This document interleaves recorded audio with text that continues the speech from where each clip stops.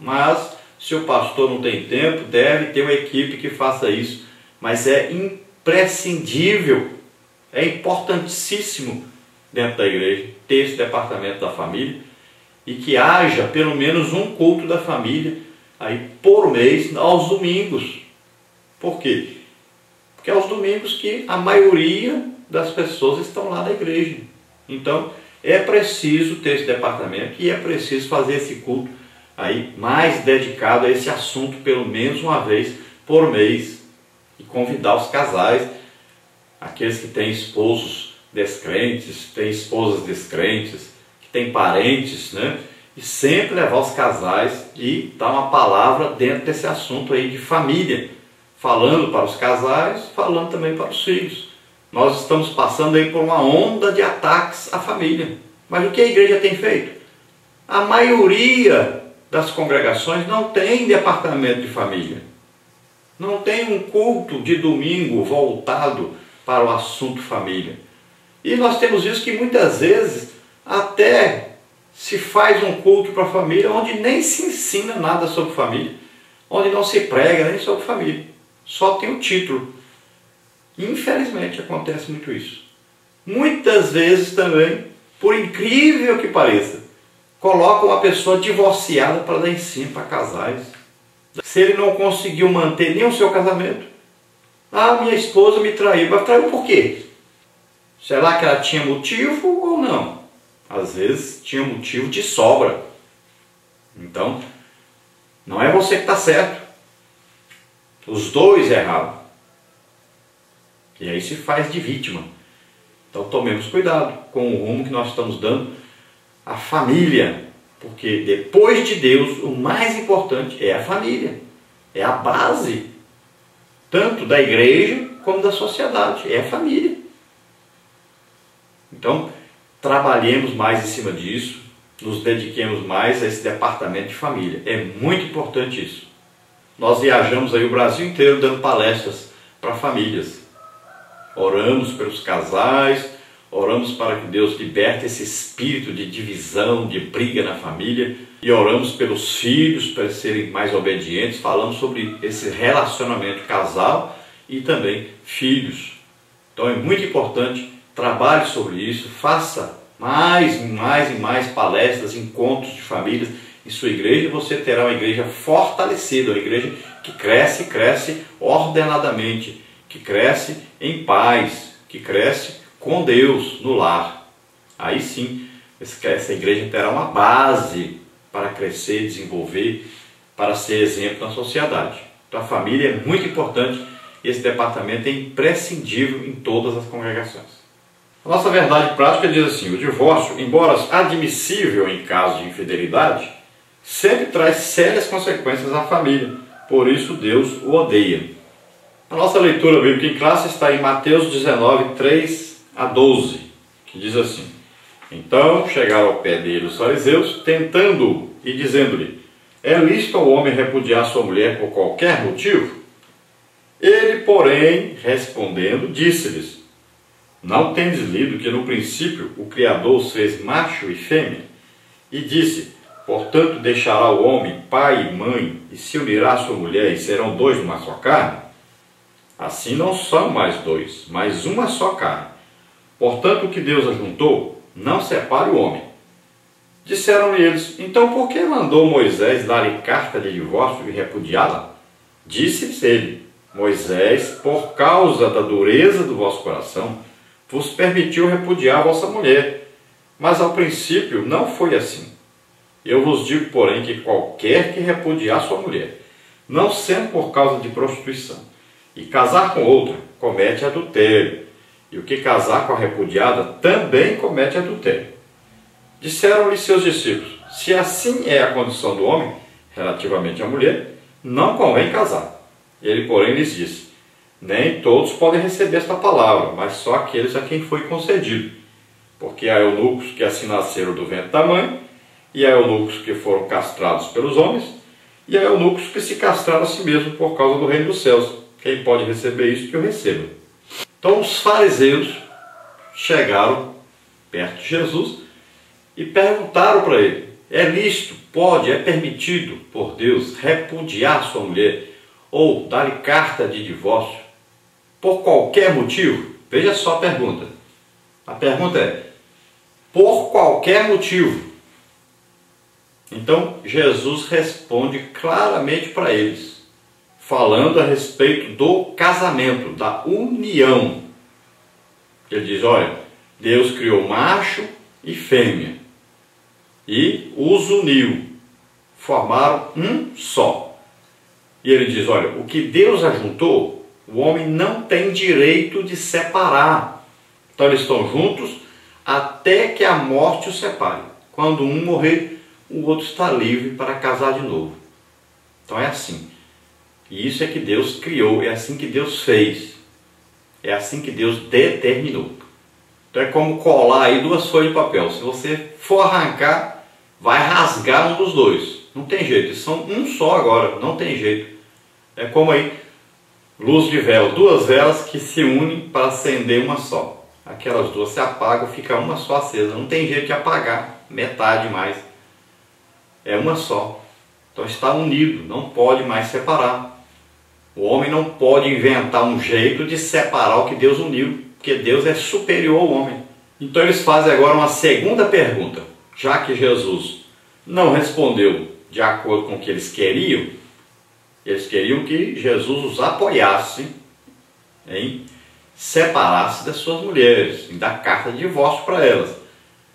E por qualquer motivo, como eram os ensinos aí na escola de Hilel, que permitia separar do jeito que quisesse. Então, eles fazem a segunda pergunta.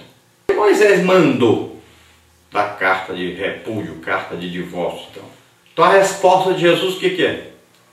Moisés permitiu. Moisés não mandou nada não. Então Moisés permitiu. E ele diz por que Moisés permitiu. Seria lá como o profeta Eliseu. Chegaram aqueles outros profetas e disseram assim, Eliseu, dá permissão para nós irmos aí atrás do Elias, nós achamos o corpo de Elias. E Eliseu disse, não vão não.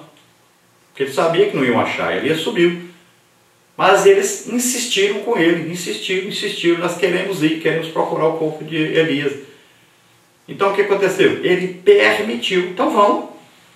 Estão insistindo, então vão. Foi o que aconteceu com Moisés. Insistiram até que Moisés, tá bom, dê a carta de divórcio.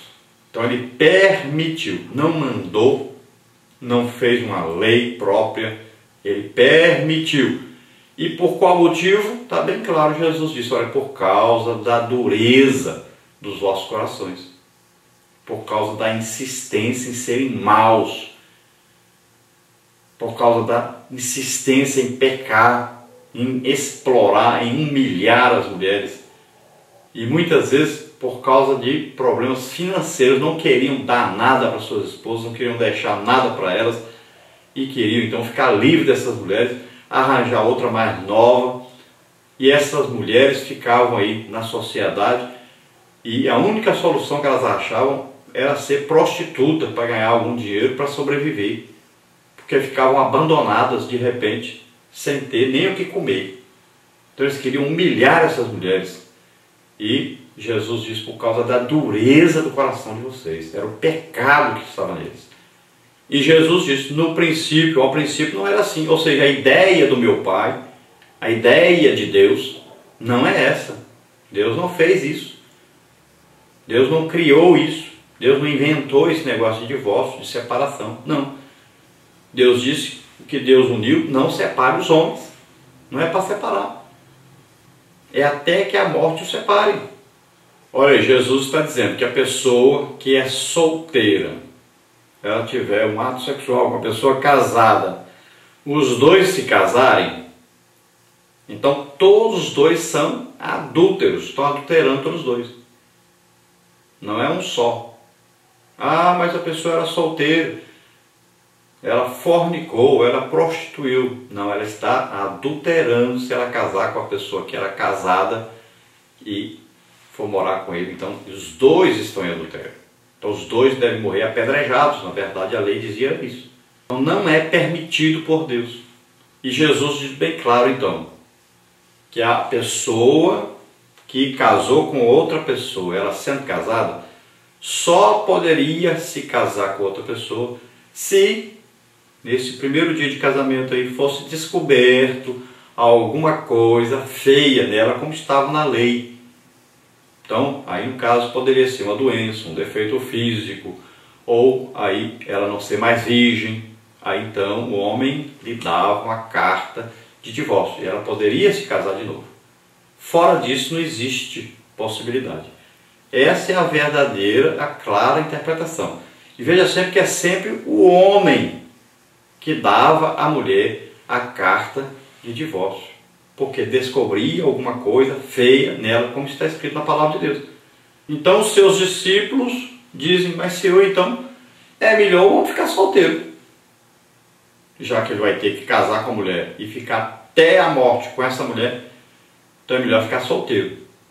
Então Jesus responde, bom, isso aí depende de cada um. Tem gente que nasce e ele não tem esse desejo sexual apurado, ele consegue ficar solteiro a vida inteira. Tem outras pessoas que eles se tornam eunucos, ou seja, são castrados, né? Pessoas, por exemplo, que cuidavam de mulheres no palácio dos reis, eles eram castrados, então não podiam ter sexo porque eram castrados fisicamente, era cortado ali o membro sexual masculino do homem. Então ele é castrado, ele não tinha como ter sexo com as mulheres. E existe outro tipo de eunuco que Jesus disse, aquele que se faz eunuco por causa do reino de Deus. Por exemplo, o apóstolo Paulo, ele se dedicou integralmente a servir a Deus, então não se casou.